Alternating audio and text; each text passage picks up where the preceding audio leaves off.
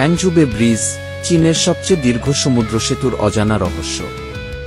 ৩৬ kilometre লম্বা এই engineering ম্যারাভেল শুধু একটি সেতু নয়, এটি একটি সামুদ্রিক সুপার হাইওয়ে। চীনের হ্যাংজুবে ব্রিজ বিশ্বের দ্বিতীয় দীর্ঘতম সমুদ্র সেতু, যা দুটি ব্যস্ত শহরকে যুক্ত করেছে। কিন্তু কিভাবে এই বিশাল স্ট্রাকচার তৈরি করা সম্ভব হয়েছিল? এর নিচে লুকিয়ে আছে কি কোনো রহস্য? চলুন ভিডিওতে খুঁজে বের করি।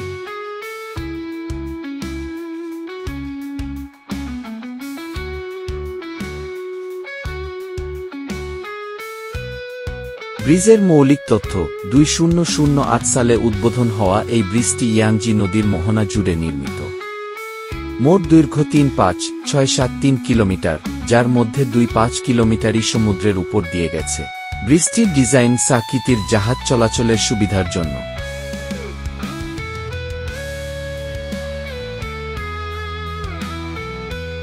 আরও অবাক করা বিষয়, এটি তৈরি করতে $1.4 বিলিয়ন খরচ হয়েছে।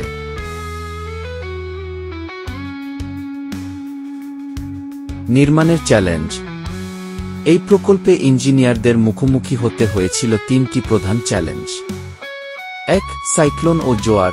এই এলাকায় বছরে 2-8টিরও বেশি টাইফুন হয়। 2. নরম মাটি। সমুদ্রতলের কাদামাটি ব্রিজের ভিত্তিকে দুর্বল করত। এটি সমাধান করতে 1,000 কংক্রিট পাইল ব্যবহার করা হয়। 3. পরিবেশগত উদ্বেগ। স্থানীয় মাছের প্রজনন ক্ষেত্র রক্ষায় বিশেষ প্যাসেজ তৈরি করা হয়।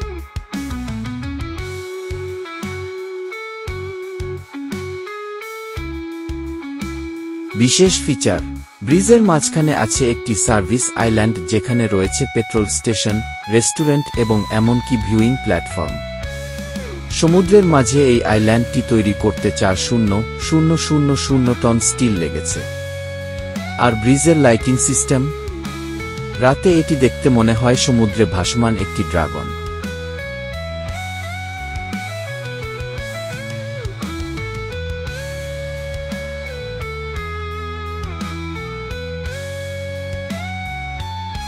অর্থনৈতিক প্রভাব।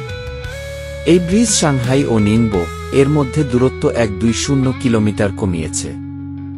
ফলে যাত্রার সময় 4 ঘন্টা থেকে কমে 2 ঘন্টা। বছরে $500 মিলিয়ন জ্বালানি সাশ্রয়।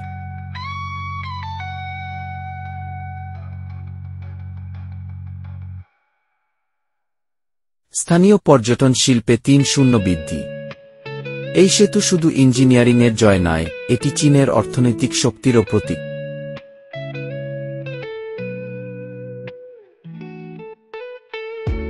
যদি ভিডিওটি ভালো লেগে থাকে, লাইক ও শেয়ার করতে ভুলবেন না।